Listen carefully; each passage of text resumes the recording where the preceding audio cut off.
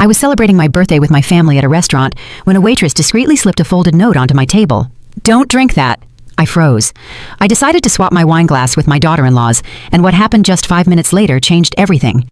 My name is Celeste Montgomery, and I'm 62 years old. I never thought my 62nd birthday would be the day that saved my life, but also the day I would discover the depths of family betrayal. It was a Friday night, and my son Marcus had taken me to Giovanni's Trattoria, the Italian place I loved so much in our neighborhood of Atlanta, Georgia.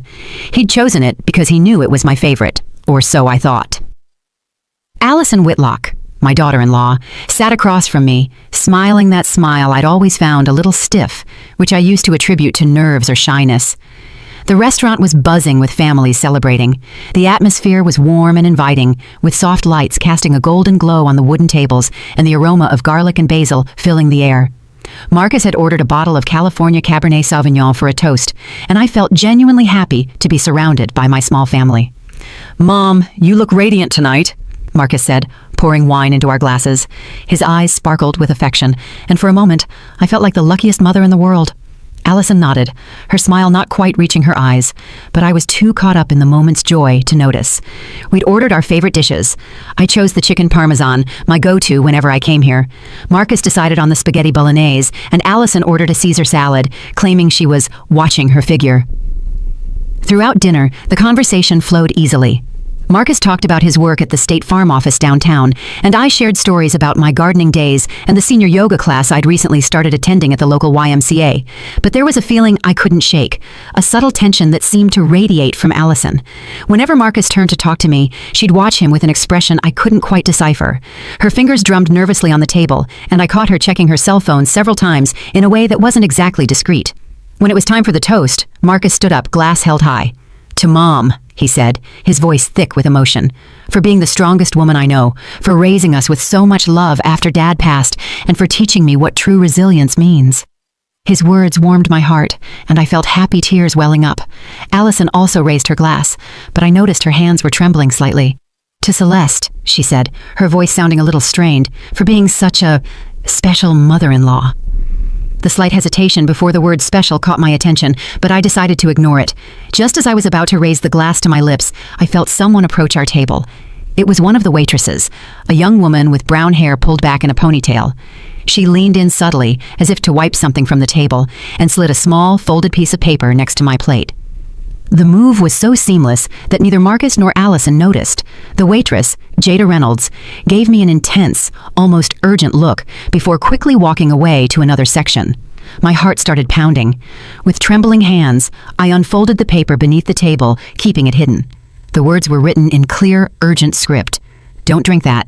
Your life is in danger. Trust me." The world seemed to stop. The noise of the restaurant faded into a distant murmur, and I felt like I was watching the scene from outside my own body. My first reaction was to assume it was a terrible joke, but the look in the waitress's eyes conveyed a seriousness I couldn't dismiss. I looked at my wine glass, which seconds earlier I had been so eager to taste. Now it looked sinister. I managed to keep my expression neutral while my mind raced. Marcus and Allison continued chatting, oblivious to what had just transpired. "Excuse me," I said, hoping my voice sounded natural. "I need to run to the restroom for a second." I stood up on shaky legs, slipping the paper into my pocket.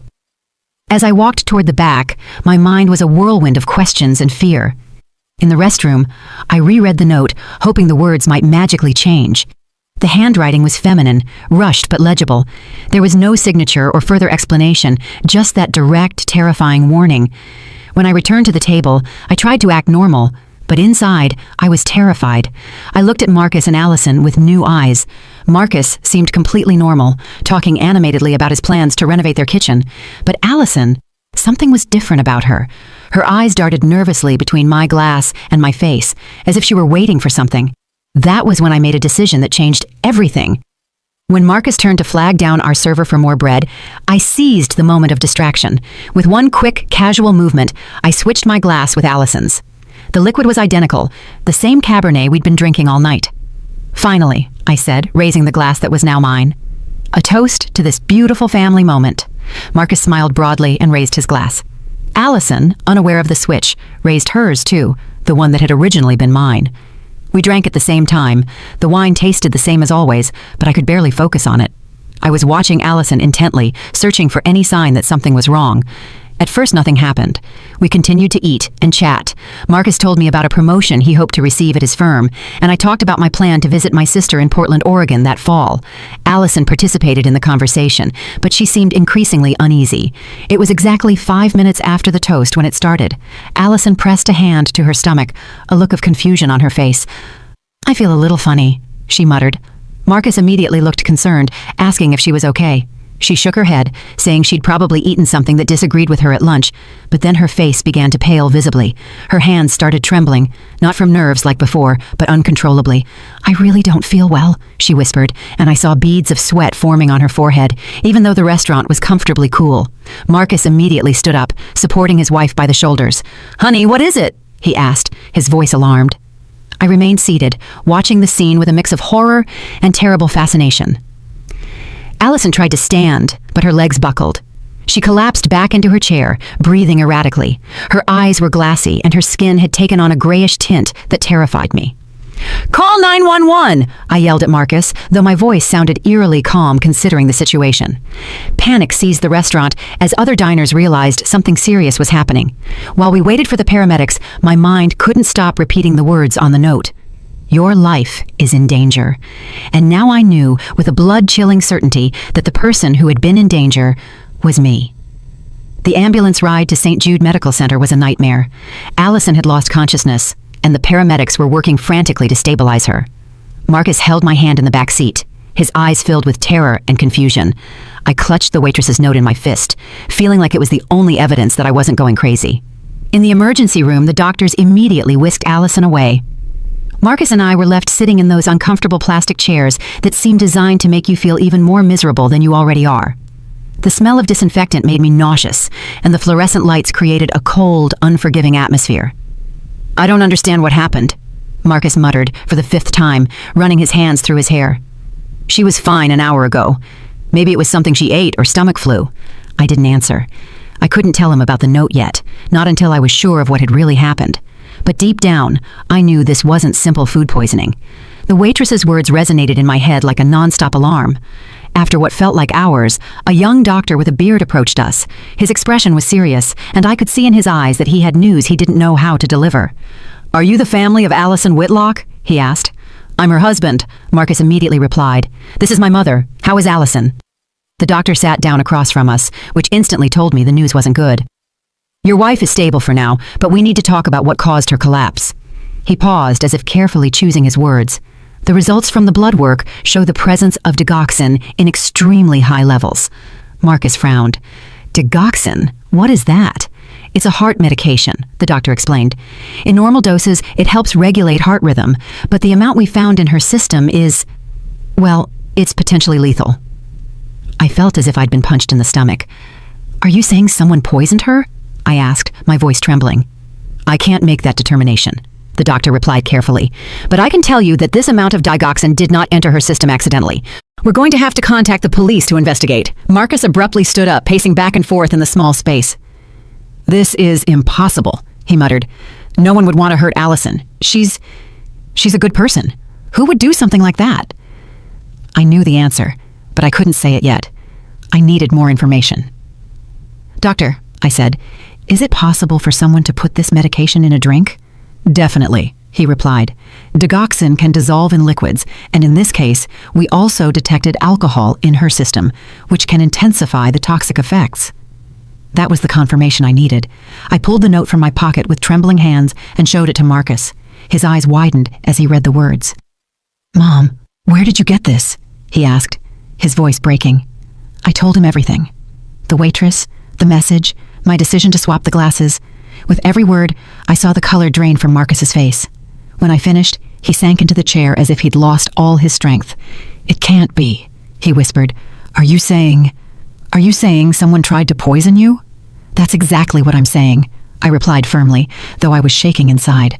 The doctor listened with a grave expression. "I will report this to the police immediately," he said. "And we're going to need to run blood tests on both of you as well, to make sure you haven't ingested anything dangerous." When the doctor left, Marcus and I sat in silence. I could see his mind working, processing the information, reaching conclusions he didn't want to accept. "Marcus," I said softly. I need to ask you something, and I want you to think carefully before you answer. He looked at me, his eyes full of pain. Have you noticed anything strange about Allison's behavior lately? Anything different at home? Marcus took a long time to respond. When he did, his voice was barely a whisper.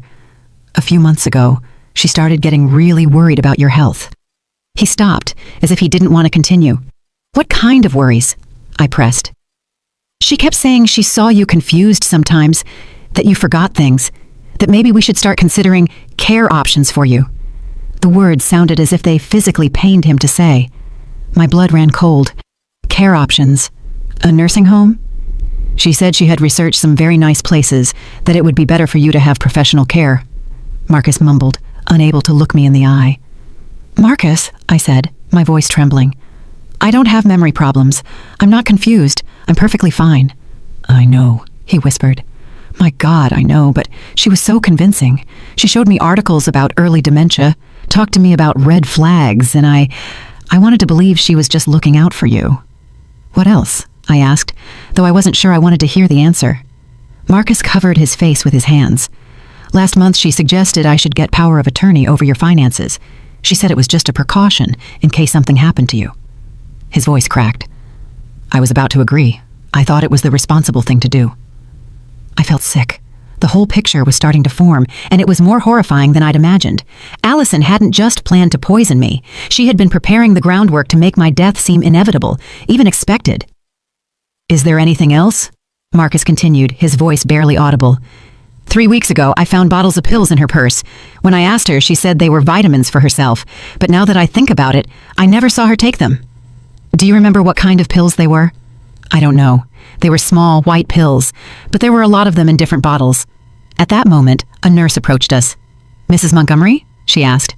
I'm Celeste Montgomery, I replied. The police are here and they'd like to speak with you. Also, the doctor wants to inform you about something we found in the additional analyses. We followed the nurse to a private room where 2 detectives and the doctor we'd met earlier were waiting. The doctor's expression was even more serious than before. We've done more detailed analyses, he began, and we found something disturbing. Mrs. Whitlock didn't just have digoxin in her system. She also had traces of other cardiac medications. It appears she had been ingesting small amounts over a prolonged period. My world spun. Are you saying someone has been gradually poisoning me?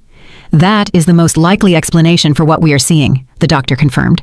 One of the detectives, a middle-aged woman with graying hair, Detective Lieutenant Lee, leaned forward. Mrs. Montgomery, have you been taking any medication recently? Have you noticed any unusual symptoms? I thought back over the past few months. The occasional dizziness I dismissed as age, the fatigue I'd thought was normal, the moments of confusion that had worried me, but which I'd decided to ignore. Yes, I whispered. I've been feeling things, but I thought it was just part of getting older. Marcus squeezed my hand. Mom, why didn't you say anything to me? Because I didn't want to worry you, I replied, and because Allison assured me it was normal for my age.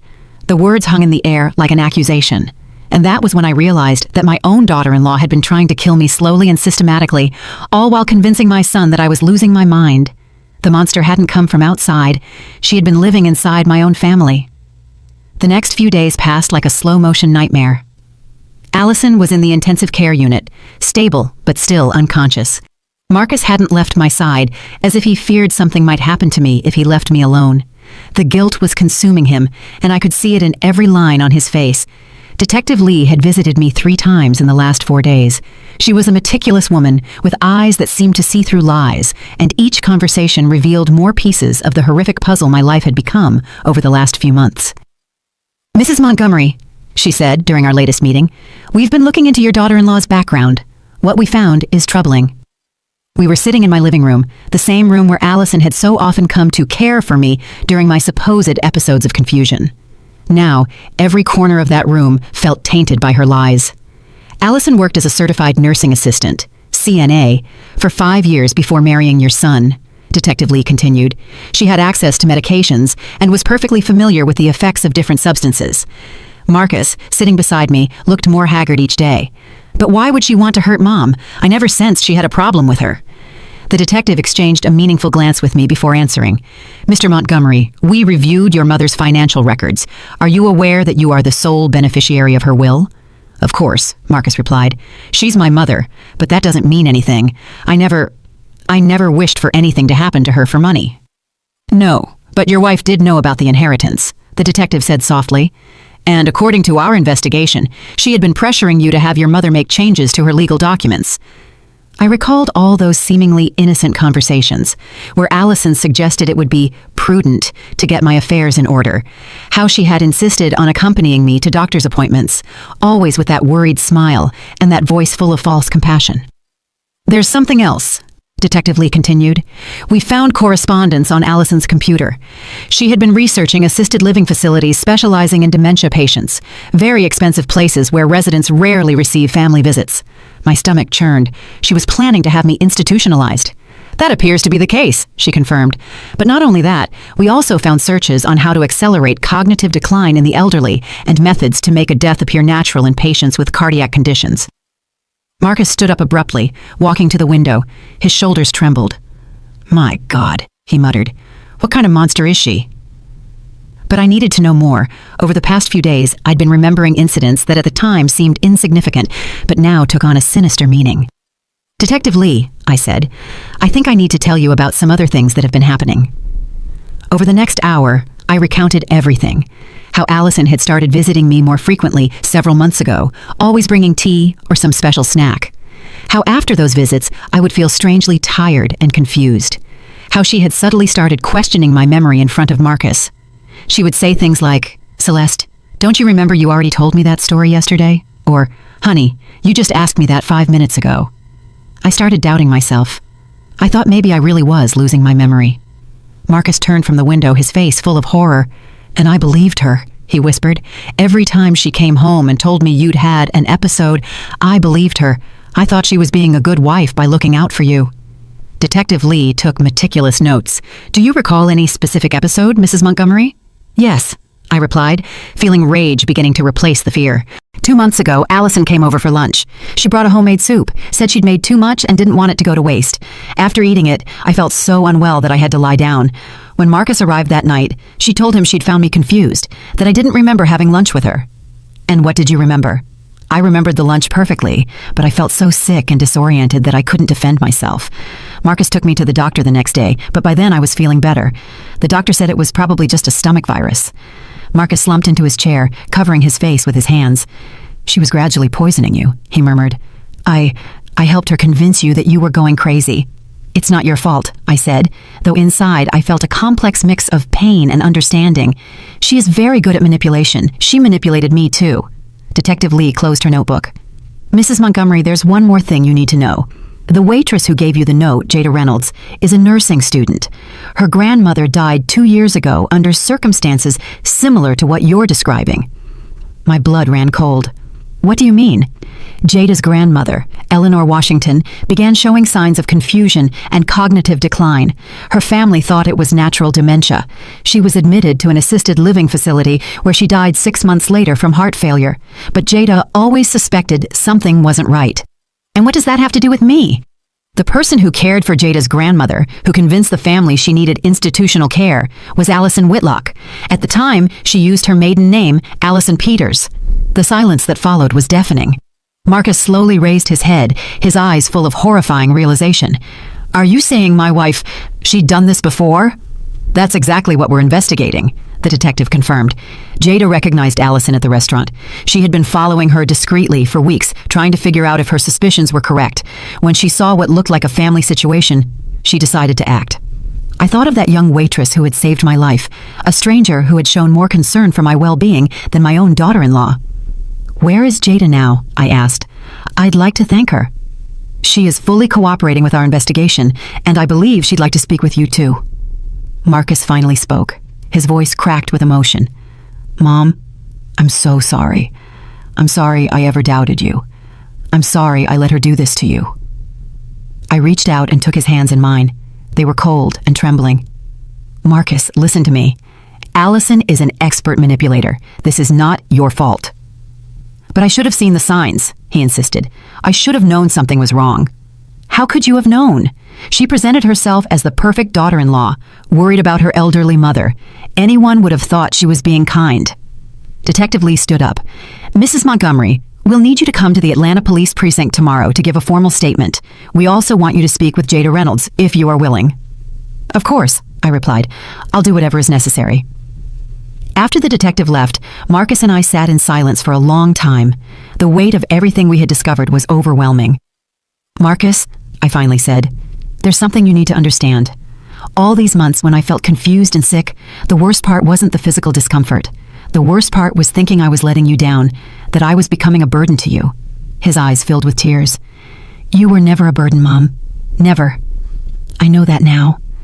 But in those moments, when Allison told me she was worried about my mental decline, I felt like I was losing not just my mind, but also your respect and your love." "She knew exactly what buttons to push," Marcus murmured. "She knew my greatest fear was losing you the same way I lost Dad." My ex-husband had died of Alzheimer's when Marcus was 25. It had been a devastating experience for the whole family, watching that strong, brilliant man gradually fade into a shadow of himself. "Allison used that experience against us," I continued. "She knew you would be afraid of me following your father's path, and she exploited that fear to manipulate you." Marcus nodded slowly. "And I fell completely into her trap. I was so scared of watching you deteriorate that I didn't question anything she told me." "Marcus, yes. When was the first time Allison mentioned my supposed confusion?" He thought for a moment. "It was shortly after Grandma Margaret passed away and left me that inheritance. My mother had passed away 8 months ago, leaving me a considerable sum of money that I had planned to leave to Marcus. But now I realized that had been the catalyst for Allison's plan. She knew about the money," I said, more to myself than to him. "She knew everything." "She knew everything," Marcus confirmed bitterly. "About your will, about Grandma's inheritance, about my fears regarding your health, and she used every piece of information to construct her perfect plan." That night, as I lay in bed staring at the ceiling, I couldn't stop thinking about how close I had come to losing everything. Not just my life, but my dignity, my independence, and my relationship with my son. Allison had planned to steal everything I cared about, and she had been on the verge of succeeding. But she had underestimated one thing: the power of a compassionate stranger who refused to stay silent when she saw danger. And in the end, that had been her undoing. Jada Reynolds had the most determined eyes I had ever seen. When we met at the coffee shop near the Atlanta Police Department precinct, I could see in her a strength that reminded me of myself at her age. She was petite, barely 23 years old, but there was something about her presence that radiated a wisdom that only comes from pain. "Mrs. Montgomery," she said, sitting across from me, "I've been waiting for this moment for 2 years. "Jada," I replied, taking her hands in mine, "I have no words to thank you for what you did. You saved my life." Her eyes welled up, but her voice remained steady. "I wish I could have saved my grandmother too." Over the next hour, Jada told me the full story of what had happened to her grandmother, Eleanor Washington. It was a chilling account because it was too similar to what had been happening to me. "Grandma Eleanor was the strongest woman I knew," Jada began. "At 78, she was still working in her garden, cooking for the whole family on Sundays, handling her own finances. She was completely independent." "How did she meet Allison?" I asked. "My grandmother fell at the supermarket and hurt her wrist. Allison was there. She introduced herself as a CNA and offered to help her. She seemed so kind, so concerned about an older woman she didn't even know." Jada took a sip of her coffee before continuing. "Allison started visiting my grandmother regularly, bringing her food, helping her with groceries. She claimed she felt lonely because she didn't have family nearby and that caring for Grandma Eleanor made her feel useful." "And your family thought it was wonderful," I said, guessing the rest. "Exactly. We were all so grateful that someone was looking out for her. I was in college. My parents were working double shifts. Allison seemed like a gift from heaven." "When did the problem start?" Jada sighed deeply. "After 2 months, Allison started mentioning small incidents, that she had found Grandma confused, that she had forgotten to turn off the stove, that she had repeated the same story several times, minor but worrying things." My stomach turned as I recognized the pattern. "And you all believed her?" "At first, we didn't want to accept it, but Allison was very convincing. She showed us articles about dementia, talked about red flags, and gradually, we started noticing things about Grandma that we hadn't seen before. Like she looked more tired. Sometimes she seemed confused when we talked on the phone. There were days she didn't remember conversations we'd had. Allison convinced us that we needed to accept the reality that Grandma was deteriorating." Jada paused, fighting back tears. "The most horrible part is that Grandma started doubting herself too. She would tell me, 'Jada, I think something is wrong with me. Allison tells me I forget things and maybe she's right.'" "My God," I murmured. "That's exactly what was happening to me." Yes, and then Allison started suggesting that maybe it was time to consider a specialized residence. She said she had found a wonderful, very expensive, but excellent place, the Serenity Pines Assisted Living, where Grandma would get the care she needed. And the family agreed? Not immediately, but Allison was persistent. She told us we were selfish to keep Grandma at home when she clearly needed professional care, that we were putting our feelings above her well-being. I knew that tactic. Guilt disguised as legitimate concern. How long was your grandmother at that residence? 6 months, Jada replied, her voice breaking. 6 months before she died of what they said was natural heart failure. But when I went to visit her there, something wasn't right. Grandma whispered to me that Allison visited often, always bringing her special vitamins that the doctor had prescribed. Did you investigate those vitamins? I tried, but by then it was too late. Grandma had died. And when I inquired about the medications, I was told all her medical information was confidential. Jada wiped her eyes with a napkin. But I knew something was wrong. My grandmother had a perfectly healthy heart her entire life. She had no history of cardiac problems. What did you do then? I started investigating on my own. I discovered that Allison had worked at that residence before getting the CNA job. I also found that there were other similar cases. Elderly people who had been admitted there after sudden cognitive decline and who had died of heart problems in a relatively short period. Did you tell anyone? I tried, but I had no real proof, only suspicions. The police told me that elderly people with dementia die from complications all the time. The administrators at the residence said they did everything possible for their patients. No one wanted to listen to a college student who was unhealthily processing her grief. But you didn't give up. I couldn't give up. When I saw Allison at that restaurant, it was like seeing a ghost. I had been following her discreetly for weeks, trying to gather evidence. When I saw her with you and saw the way she looked at your glass of wine, I knew she was about to do the same thing again. How did you know it was the wine? I saw her put something in your glass when you and your son were distracted talking. It was very subtle, but I was specifically watching her. In that moment, I had to make a decision. Stay quiet and risk another person dying, or act without solid proof. Thank God you decided to act. Jada nodded. But what terrifies me the most is thinking about how many other people, like my grandmother and like you, Allison has hurt. How many families have suffered because one woman decided she could gain money and power by manipulating vulnerable elders. That afternoon, Marcus came to pick me up after my meeting with Jada. During the drive home, I told him everything I had learned about Allison's pattern of behavior. Marcus, I said, I need to ask you something else, and I want you to be completely honest with me. Of course, Mom. Ask me anything you want. Did Allison ever mention anything about my will or financial planning? Marcus visibly tensed. Yes, he admitted after a pause. About 3 months ago, she started bringing up the topic frequently. She said it was important to make sure your affairs were in order, especially with your supposed mental decline. What kind of suggestions did she make? She wanted me to convince you to give me power of attorney. She said it would be easier to manage your finances if something happened to you. She also suggested you should consider putting the title of your house in my name to avoid legal complications later on. My blood froze. And what did you think of those suggestions? At first I resisted. It seemed premature, but Allison was very insistent. She said it was the responsible thing to do, that waiting until it was too late would be a terrible mistake. Marcus, yes. Did I sign any documents in the last few weeks without clearly remembering it? His silence was answer enough. Marcus, I need you to tell me the truth. 2 weeks ago, he finally murmured, Allison said you'd had a particularly bad episode, that you'd been very confused and had expressed concern about your finances. She said you'd asked us to come over to help you organize some papers, and when we arrived, you seemed a little disoriented. Allison had prepared some documents she said had been recommended by your lawyer. You said you wanted to sign them to get everything in order. What documents were they? A limited power of attorney and an addition to your will. I felt as if I'd been punched in the gut. An addition? Allison said you wanted to add a clause that would give me immediate control over your assets if you were declared mentally incompetent. Marcus, I said, my voice trembling, I never requested those documents. I never spoke to my lawyer about that. Allison drugged me that day to make me look confused, and then manipulated me into signing documents I never would have signed in my normal state. Marcus pulled the car over into the parking lot of a local mall and covered his face with his hands. My God, Mom, I was a complete idiot. I should have questioned everything. I should have insisted on speaking to your lawyer directly. Don't blame yourself. She had been preparing for this moment for months. She had conditioned you to believe I was sick, that my judgment was compromised.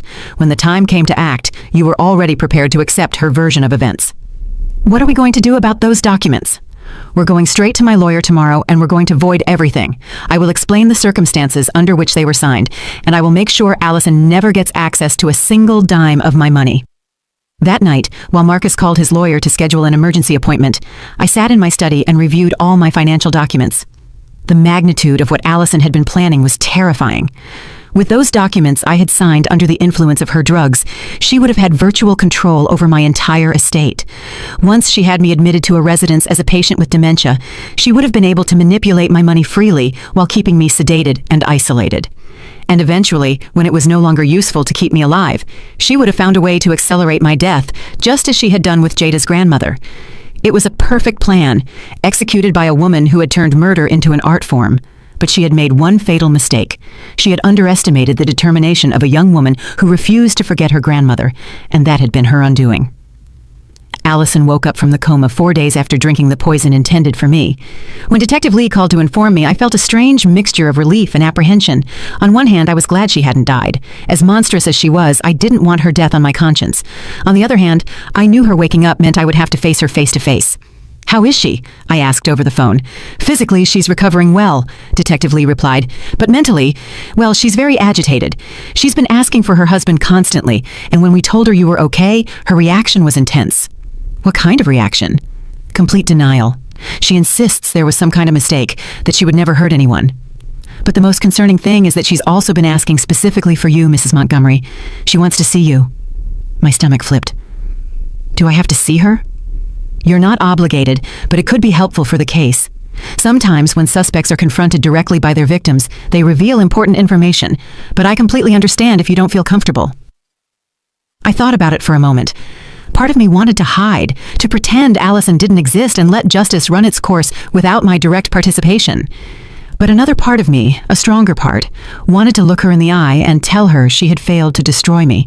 "I'll do it," I finally said, "but I want Marcus to be present." "Of course. Tomorrow afternoon. Does that work for you?" That evening, Marcus and I sat in my kitchen drinking tea and mentally preparing for what was to come. He had been incredibly protective of me since we discovered the truth, almost as if he feared Allison could hurt me even from her hospital bed. "Mom," he said, "you don't have to do this. We can let the police and lawyers handle everything." "Yes, I do have to do this," I replied, with more firmness than I felt. "I need to see her. I need to understand how I could have been so blind for so long." "You weren't blind. She's an expert manipulator." "Maybe. But I also think part of me didn't want to see the signs because I wanted to believe that I finally had a daughter-in-law who cared about me." Marcus took my hand. "Mom, you've always had people who care about you. You have me." "I know, honey, but it's different. You're my son. You're supposed to love me. Allison chose to be in my life, or so I thought. The idea that someone would choose me, that they would consider me worthy of affection without familial obligation, that meant a lot to me, and she took advantage of that. Yes, she took advantage of my loneliness, my desire to be loved, my fear of aging. She knew exactly my vulnerable spots and used them against me. The next day, as we entered the hospital, I felt like I was walking toward my own execution. Detective Lee escorted us through corridors that smelled of disinfectant and pain until we reached the room where Allison was being guarded. There was a police officer at the door, which made me feel a little safer. But when the detective opened the door and I saw Allison for the first time since that horrible night at the restaurant, all my mental preparation vanished. She was pale and thin, with IV tubes connected to her arm, but her eyes had the same calculating intensity they had always held. When she saw me enter, her expression immediately shifted to one of feigned vulnerability. "Celeste," she said in a weak voice, reaching out a hand toward me. "Thank God you're okay. I was so worried." I stood near the door, refusing to approach her bed. Marcus positioned himself protectively between us. "Allison," I said, my voice firm, "we know what you did." Her expression of confusion seemed genuine, but I had already learned what a good actress she was. "What are you talking about? I'm the one who got sick. Someone tried to poison both of us." "No," I replied. "Someone tried to poison me, and that person was you." For the first time, I saw a flicker of something darker in her eyes, but she quickly hid it behind seemingly sincere tears. "Celeste, I don't understand why you're accusing me of something so terrible. I love you like a mother. I would never hurt you." "How did you love Jada Reynolds' grandmother, Eleanor Washington?" I asked. The change in her expression was instantaneous. The tears dried, the vulnerability disappeared, and for a moment I saw the real Allison, cold, calculating, furious. "I don't know who you're talking about," she said, but her voice had lost all its feigned warmth. Marcus took a step forward. "Allison, we found the medications at our house. We found your correspondence. We know about the money, about the documents you made Mom sign. We know everything." Allison sat up straighter in bed, and her mask of the innocent victim began to completely slip. "Marcus, honey, you have to understand. Everything I did was for us, for our future." "Our future?" he repeated in disbelief. "Your mother is older, Marcus. She doesn't have many good years left. Wouldn't it be better if she could enjoy her final years in a place where she received appropriate care while we built a life together without the burden of constantly worrying about her?" The coldness with which she spoke about me, as if I were an inconvenient object, made me nauseous. "And the money?" Marcus asked. "Was this all about the money?" Allison sighed as if she were explaining something obvious to a child. "Money is important, Marcus. Your mother isn't going to live forever. And when she's gone, why shouldn't we make sure we're comfortable? She doesn't need all those savings in a nursing home." "Are you talking about killing me?" I said, my voice trembling but steady. For the first time, Allison looked directly at me with pure hatred. "I'm talking about being practical about an inevitable situation." "How were you practical with Jada's grandmother?" Her smile turned cruel. Eleanor Washington was a lonely old woman who was going to die anyway. At least I made sure her final months were comfortable and that her money ended up in her family's hands. She didn't have anyone else. Her family visited once a month if she was lucky. I was the only one who truly cared about her in the end. Marcus was shaking with rage. "How many other people have you hurt, Allison?" "I haven't hurt anyone," she replied coldly. "I've provided a peaceful transition for people who were already suffering." "A peaceful transition?" I repeated. "You call gradually poisoning older people until they die a peaceful transition?" "I kept them comfortable," she insisted. "No pain, no fear. It's more than most people can expect at the end of their lives." Detective Lee, who had been quietly taking notes, finally spoke. "Mrs. Whitlock, are you admitting that you intentionally caused the death of Eleanor Washington and that you plan to do the same to Celeste Montgomery?" Allison realized too late what she had revealed. She tried to backtrack. "No, I wasn't talking. Hypothetically. I'm confused from the medication." But the damage was done. She had shown her true self, and everyone in that room had witnessed it. "Allison," I said, finally stepping closer to her bed, but keeping out of her reach. "I want you to know something. For months, you made me doubt my own mind. You made me feel like a burden, like I was losing my value as a person. But I survived, and I'm going to make sure you never have the chance to do this to anyone else." Her eyes filled with fury. "Stupid old woman," she hissed. "You should be grateful. I was going to give you a dignified death. Now you'll rot slowly in some cheap facility where no one cares about you." Marcus moved toward her, but I put my hand on his arm to stop him. "She's not worth it," I told him. "She can't hurt us anymore." When we left the room, I felt as if I had confronted the demon that had been living in my life for months. It was terrifying, but also liberating. "How do you feel?" Marcus asked me as we walked down the corridor. "Like I just woke up from a very long nightmare," I replied, "and like I can finally start to heal." That night, Detective Lee called to inform me that Allison had decided to confess in exchange for a plea agreement. She had admitted not only to the attempted murder against me, but also to the deaths of Eleanor Washington and 2 other elderly women over the last 3 years.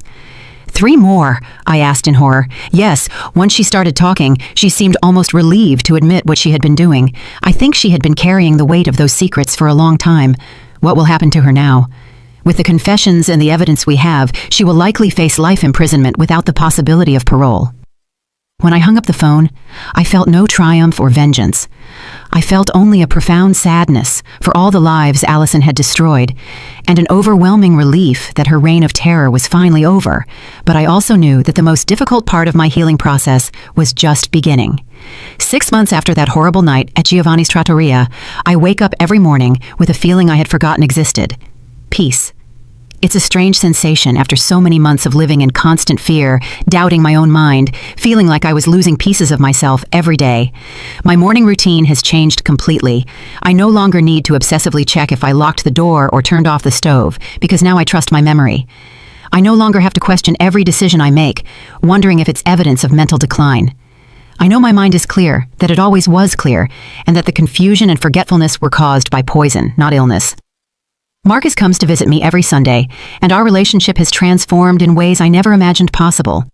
The guilt he carried for doubting me, for letting Allison manipulate him, had been consuming him for weeks after the trial. But we worked through it together in family therapy, and little by little, we've built a new, deeper trust. "Mom," he told me during one of our sessions, "I think part of me always knew something wasn't right, but it was easier to believe your mind was deteriorating than to face the possibility that my wife was a killer." "Why was it easier?" the therapist asked him. "Because if Mom was sick, I could be the hero who took care of her.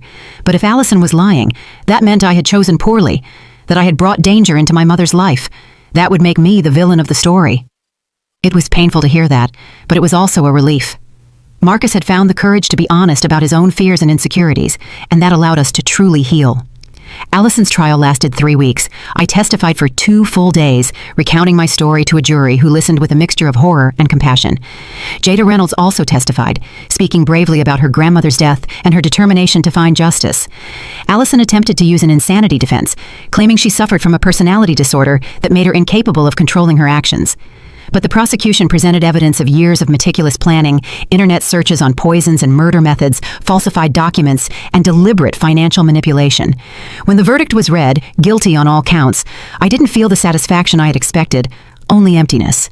A woman I had once called family would be sent to prison for the rest of her life. And while I knew it was justice, I couldn't help but feel sadness for what might have been if Allison had chosen a different path. After the trial, I decided to make some important changes in my life. The first was to move. I couldn't continue living in the house where Allison had come so many times to slowly poison me. Every corner held memories of those terrible months, and I needed a new space to build a new life. I found a charming small house near Lake Lanier with a yard that lets me spend hours working with my hands in the dirt. There is something deeply healing about planting seeds and watching them grow, about creating life after having been so close to losing it. Jada Reynolds has become an important part of my new life. We meet regularly for coffee, and we've developed a friendship that goes far beyond the circumstances that brought us together. She is finishing her nursing degree, and I have been helping her financially with her studies. It's my way of honoring the memory of her grandmother, Eleanor, and thanking her for saving my life. "Mrs. Montgomery," she told me during one of our recent visits, "there's something I want to tell you." "Tell me, dear."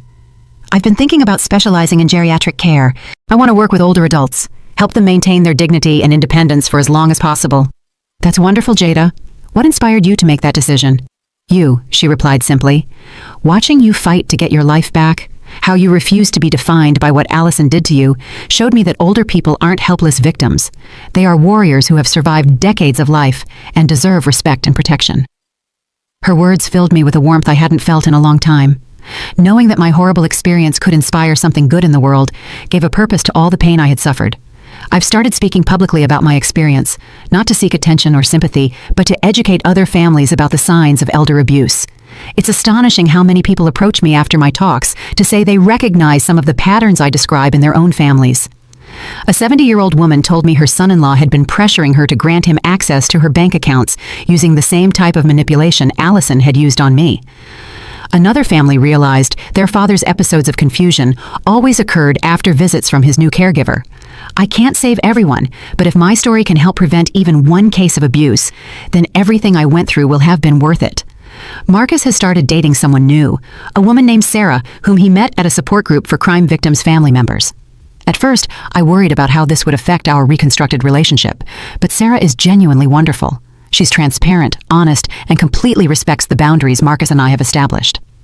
"Mom," Marcus told me last week, "I want you to know that I will never allow anyone to hurt you again. I've learned to recognize the signs of manipulation, and I promise I will always believe you when you tell me something isn't right." "Marcus," I replied, "I don't need you to protect me from everything. I just need you to trust me and my judgment. I'm stronger than any of us thought." And it's true. I am stronger. The process of surviving Allison's betrayal, of fighting for my sanity and my life, has taught me things about myself I never knew. I'm 62 years old, but in many ways, I feel like my real life is just beginning. I've resumed activities I had abandoned during the months Allison was poisoning me. I went back to my yoga classes, where my classmates welcomed me with open arms. I joined a book club at the local public library. I even took painting lessons. something I had always wanted to do but never found the time for. Every new activity, every new friendship, every day I wake up without fear is a victory over what Allison tried to do to me. She tried to turn me into a helpless victim, a confused old woman who could be manipulated and eventually eliminated. But she failed. One afternoon, while working in my garden, I found a letter in my mailbox. It had no return address, but I immediately recognized the handwriting. It was from Allison, writing from prison. For a moment, I considered throwing it away unopened. I owed her nothing, and I had no obligation to read her words. But curiosity overcame my caution. The letter was brief and, typical of Allison, completely self-centered. She didn't apologize for what she had done. Instead, she complained about the prison conditions and insisted she had been misunderstood. It ended with a line that made me laugh despite everything. "I hope you appreciate the favor I tried to do you." Even now, even after confessing to multiple murders, Allison saw herself as the heroine of her own story. It was a perfect reminder of why she had been so dangerous and why my decision to cut off all contact with her had been the correct one. I burned the letter in my fireplace that night, watching the words vanish into ashes. It was symbolic. The last vestige of power Allison had over me turned into smoke and disappeared forever. This morning, as I drink my coffee on the porch of my new home, watching the sun rise over Lake Lanier, I reflect on everything I have lost and everything I have gained. I lost my innocence about humanity's capacity for evil. I lost the version of myself that believed goodness would always be recognized and rewarded. But I gained something much more valuable. I gained the absolute certainty of my own strength. I gained the wisdom that comes from surviving the unthinkable. I gained a deeper, more honest relationship with my son, and I gained the satisfaction of knowing that my experience is helping to protect others. Marcus is arriving in an hour for our weekly Sunday lunch. We're going to cook together, something we used to do when he was a kid, but had stopped doing once Allison entered our lives. It's a tradition we've recovered, along with so many other things I thought I had lost forever. As I wait for him, I think of all the people who weren't as lucky as I was. Eleanor Washington and Allison's other victims never had the chance to rebuild their lives, but their memory lives on in the work Jada and I are doing to prevent future abuse. At 62, I've learned that life can change in an instant. It can turn into a nightmare without warning, but it can also transform into something beautiful when you least expect it. The key is to never give up, to keep fighting, even when it seems all hope is lost. I am Celeste Montgomery. I survived an attempted murder by my own family, and I am here to tell my story, not as a victim, but as a warrior who refused to be silenced. And every day I wake up free, healthy, and in control of my own life is my sweetest revenge against those who thought they could destroy me. Did you like my story? And which city are you listening from? Let's meet in the comments. If you like the story, you can support me by sending a super thanks so I can keep bringing more stories like this. Thank you so much for your sweet support. I'm looking forward to your comments on the story. On the screen, you can see 2 new life stories that I highly recommend. There's so much more on my channel. Don't forget to subscribe. See you in the next life story with love and respect.